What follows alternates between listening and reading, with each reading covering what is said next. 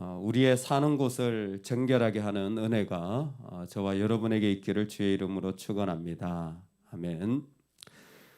부정함, 정결하지 않다라는 것은 단순히 더러운 것이 아니라 하나님이 없는 상태입니다. 하나님이 없다라는 말이 좀 추상적으로 들리는데 레위기는 그렇지 않습니다. 하나님이 없는 자는 이런 특징이 있습니다. 즉 부정한 자는 이런 특징이 있습니다.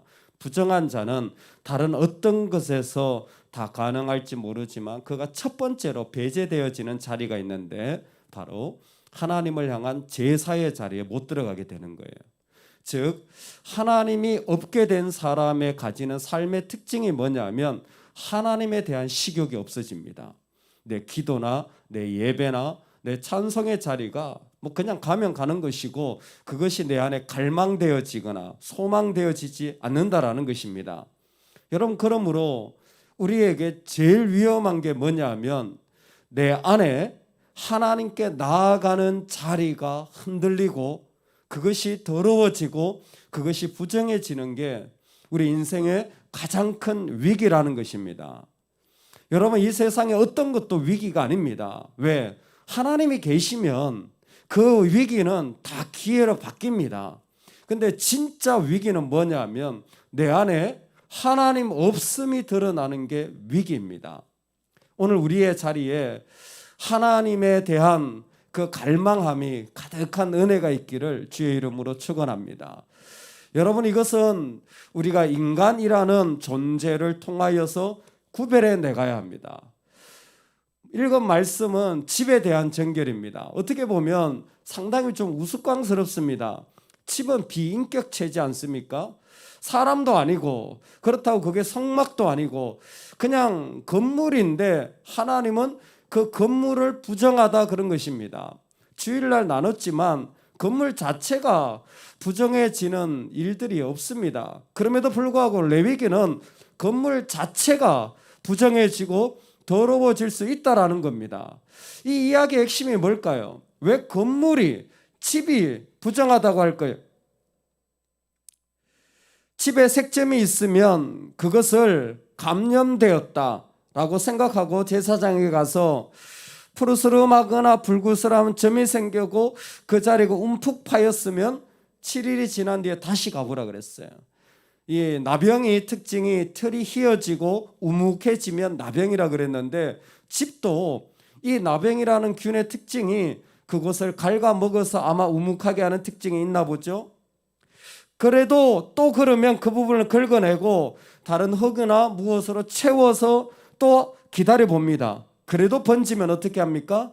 그 집을 허물어 버려야 되는 거예요. 저는 참 이 부분이 재밌었습니다. 아예 그 집을 허물어 버려야 그 집이 정결해질 수 있다는 것입니다.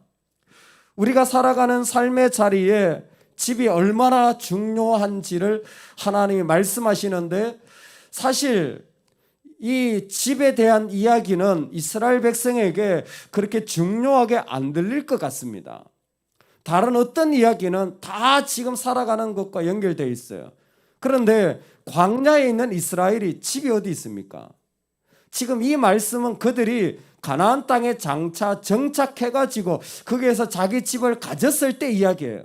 마치 그 어린 젊은 청년과 그 처녀와 총각들이 언제 결혼할지 모르는데 결혼해서 집을 사가지고 살아갈 때 이야기를 지금 해주는 것과 같은 거예요. 아직 시간으로 보면요 40년이나 남았는지 모릅니다. 앞에 있는 시내산에 오는 기간을 빼면 한 38년 정도 남았겠죠. 그 이야기를 그 시간 동안에 기억해서라도 너희들은 집을 정결하게 하라는 거예요. 어떻게 보면 먼 이야기 같지만 반대로 생각하면 대단히 중요한 이야기입니다. 어떻게 대단히 중요한 이야기인 줄 아느냐? 이스라엘 백성들이 자기 몸이 부정해지면 정결하게 해야 됩니다. 그리고 집이 부정해지면 정결해야 됩니다. 그런데 유일하게 이 두 가지가 정결법이 똑같아요. 집을 정결하게 하는 거나 자기 몸을 정결하게 하는 거나 정결법이 똑같습니다. 어떻게 똑같습니까? 희생제사 드리고 그리고 뭐냐면 우슬초로 물을 뿌리는 겁니다. 시편 기자가 우슬초로 나를 정결하게 해달라고 그랬잖아요. 그러니까 하나님이 아직 있지도 않은, 가지지도 않은 집에 대해서 하는 이야기는 뭐냐면 네 몸이나 똑같다라는 거예요. 우리가 사는 곳은 내 몸이나 똑같다라는 거예요. 그것이 얼마나 나를 결정하게 하고 나를 만들어가는 장소인지 모르기 때문에 너의 몸을 정결하게 하는 것처럼 네가 살아가는 것도 정결해야 된다는 것입니다. 왜? 살아가는 자리가 나를 의외로 부정하게 만들고 하나님 없는 곳으로 만드는 경우가 많기 때문입니다. 한 책에 보니까 어떤 가정에서는 실제로 집에서 한 사람이 직장에서 잘려가지고 소위 말해서 해고되어서 집에 들어오면 그 집안 분위기는 그 해고된 사람을 죽은 자다, 시체가 들어왔다 이렇게 부른답니다. 저 깜짝 놀랐어요. 그 사람을 위로해 주는 게 아니라 이제 쓸모없는 사람이 되었다라고 말하는 것이죠. 여러분, 의외로 가정에서 사용하는 언어나 모습이 대단히 파괴적이고 무서운 언어들이 가정에 많을 수가 있습니다. 어떻게 해야 됩니까? 정결해야 돼요. 의외로 우리가 만나는 일터에서 사용하는 언어들이 냉정하고 차가울 때가 많습니다. 하나님은 그 일들을 부정하다 말씀하시는 거예요. 어떻게 해야 됩니까?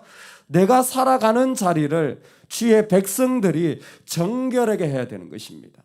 예전에는 더러운 것이 우리에게 왔다면 이제는 우리가 정결해진 자로 이 땅에 그리스도의 이름으로 나아가면 그 자리가 깨끗하여 지는 것입니다. 하나님은 우리를 그 자리에 세우는 것입니다. 이 정결의 법을 사는 집을 통하여 사는 것은 무엇보다 우리 안에 집이 있기 때문입니다. 무릇 지킬 만한 어떤 것보다 더욱 너의 마음을 지키라. 생명의 근원이 이에서 남이니라. 우리 안에 우리가 지켜야 할 중요한 집이 있습니다. 이 집을 지키는 것은 하나님의 백성들이 살아가는 데 있어서 대단히 중요하고도 중요한 역할을 하는 것입니다. 더러운 것이 우리 마음에 들어오지 않고 악한 것이 우리 마음에 들어오지 않도록 우리를 지켜나가는 것, 하나님 오늘 우리를 그 자리로 초대하는 것입니다. 집을 정결케 하는 것은 사실 이스라엘 백성들의 가나안 진군을 통해 구체적으로 드러나게 됩니다. 여러분들이 아시는 것처럼 전쟁을 치르는 여호수아 장군에게 하나님이 이스라엘을 진멸하라고 했을 때 처음에는 사람을 진멸합니다. 두 번째는 동물을 진멸합니다. 그리고 세 번째 헤렘이 뭡니까? 집과 벽까지 다 허물나는 것입니다. 즉 하나님이 보실 때는 그 사람이 부정한 것이나 그 사는 곳이 부정한 것이 다르지 않다라는 것입니다. 그 사람이 사는 곳까지 무너뜨려야 그 자리가 거룩해질 수 있는 것입니다. 어떤 부분은 우리가 고치려고 할 때 좀 기다리고 그 자리에 뭔가 더러운 게 있으면 벗겨내야 될지도 모릅니다. 똑같은 책에 있는 내용인데 안방에 공업용 본드를 바르고 사는 사람들도 있다라는 것입니다. 독이 품어져 나오는 모습을 계속 집에 두고 살아가는 사람들이 있다라는 것이죠. 건드리면 상처가 되어서 계속 악한 말이 나오고 건드리면 계속 그것 때문에 내 안에서 피고름이 나오게 하는 일들을 그대로 집에 두고 살아가는 것입니다. 여러분, 안 고쳐질 것 같으면 정말 무너뜨리는 게 낫습니다. 아예 그 집을 허물어 버려야 합니다. 아예 그것을 통째로 없애버리는 자리가 나을지도 모릅니다.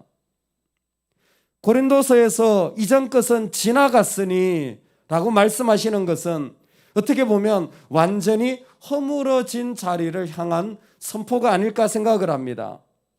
하나님의 백성이 이 땅에서 살아갈 때에 그 자리에서 사라지지 않는 어떤 일들이 있다면 그리스도의 이름으로 완전히 그 자리를 없애버려서 그 자리에서 어떤 더러운 것도 나오지 않도록 우리가 주의 이름으로 선언해 버려야 할지도 모릅니다.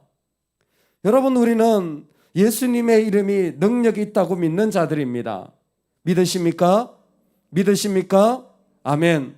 우리가 예수님의 이름으로 선포하면 어떤 더러운 것도 어떤 악한 것도 무너지게 될 줄로 믿습니다.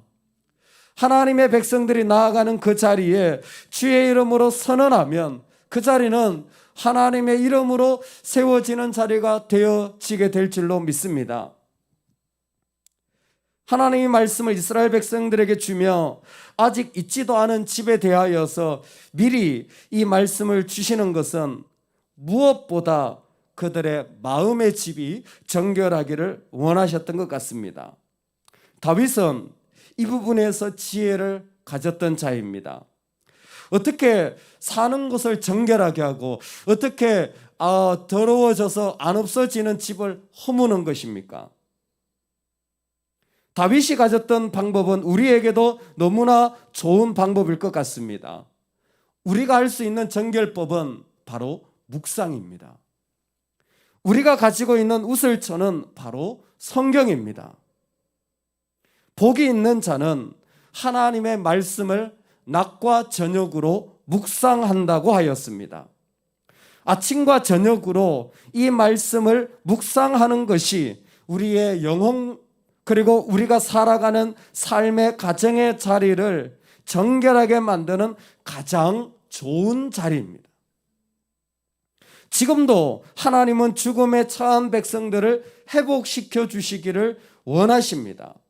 하나님은 지금도 당신의 이름으로 무너진 자리를 세우실 수 있는 분입니다.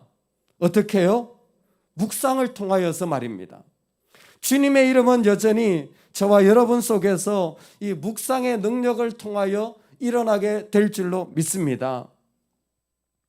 아침마다 아이를 이렇게 데려다 주면서 또다시 퀴즈 게임이 시작되었습니다. 퀴즈는 늘 성경 게임인데 그 성경 게임은 확장이 잘 안 됩니다. 왜냐하면 아직 아이는 성경에 나오는 인물의 이름을 잘 모르기 때문입니다. 그런데 그 아이에게 성경의 인물도 모르는 그 이름들을 가르쳐 주면서 어떨 때는 설명도 해줍니다. 이 사람이 어떻게 살았고 하나님이 왜 이 사람을 택하셨고 이 사람이 무슨 일을 저질렀고 하지만 하나님이 그 가운데서 어떻게 하셨는지. 그런데 문득 보일 때가 있습니다. 아이의 마음에 그 했던 이야기들이 조금씩 자라서 그게 자신의 기도가 되어지는 모습을 보게 됩니다. 얼마 전에는 정말 그렇게 기도하더라고요. 7살짜리 이수가 우리가 죄인이지만 우리를 사랑하셔서 우리를 용서해 주시는 예수님 때문에 너무 행복합니다. 7살짜리가 그 의미를 얼마나 알겠습니까? 근데 7살만큼 알 것입니다. 제가 보는 것은 그 아이의 마음에 집이 하나 지어지고 있는 것이죠. 뭐를 통해서? 말씀을 통해서입니다. 다른 어떤 것을 통해서도 세워질 수 없는데 말씀을 통해서 세워지는 것입니다. 우리도 그런 거예요. 우리 안에 있는 사는 곳에 부정한 것들이 없어지고 하나님의 집이 지어지는 것은 다른 것이 아니라 바로 하나님의 말씀에 대한 묵상인 것 같습니다.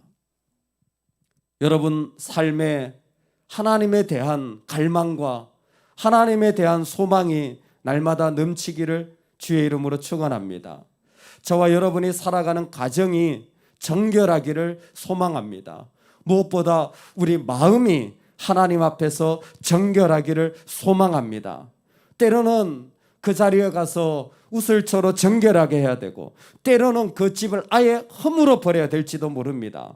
지혜롭게 잘 분별하시기 바랍니다.